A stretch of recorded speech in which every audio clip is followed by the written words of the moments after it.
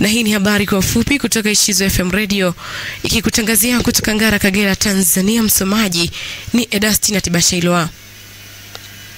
Waziri wa Nchi, Ofisi ya Makamu wa Rais, Muungano na Mazingira, Mhandisi Hamadi Masauni amesema siri ya mafanikio ya muungano ni historia kati ya Tanganyika na Zanzibar zinazogusa maisha ya watu waliokuwa wanaishi katika mazingira yanayofanana na mazingira ya kijiografia yaliyo karibu. Amesema mambo mengine yaliyochangia mafanikio ya muungano ni aina ya muundo wa muungano huo unaruhusu ushiriki wa wananchi wa pande zote mbili katika fursa mbalimbali zikiwemo za kiuongozi, kiuchumi na kibiashara. Mwanasheria mkuu wa serikali Hamza Johari amesema ofisi yake inapokea na kutatua malalamiko mbalimbali ya wananchi kupitia kliniki za sheria ambazo zinaendeshwa katika mikoa mbalimbali.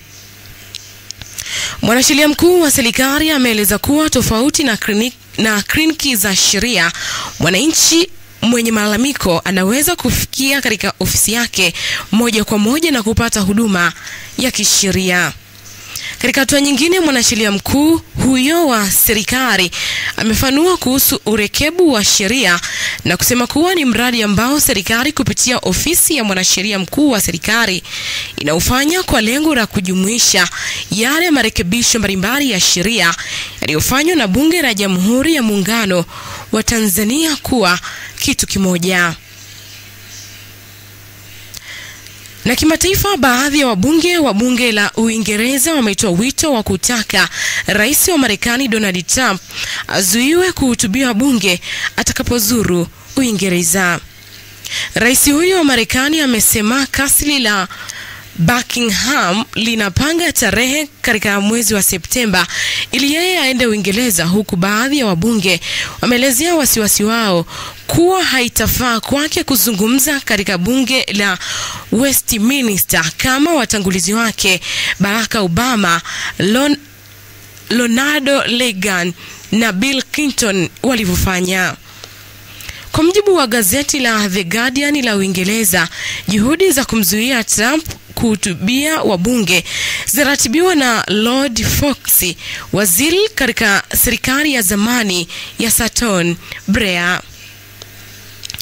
Fox amesema wakati serikali inawajibika kuzungumza na serikali za kila aina, bunge halipaswi kumkaribisha kiongozi ambaye anapinga demokrasia na kudharau mahakama na utawala wa sheria. Rais wa Urusi Vladimir Putin Aprili 21, 2025 amependekeza mazungumzo baina ya nchi yake na Ukraine kwa mara ya kwanza tangu kwanza kwa vita. Kwa upande wake, Rais wa Ukraine Volodymyr Zelensky amesisitiza katika hotuba yake ya kila usiku kuwa Ukraine iko tayari kwa mazungumzo yote kuhusu usitishaji wa mapigano ambao ungesimamisha mashambulizi kwa raia.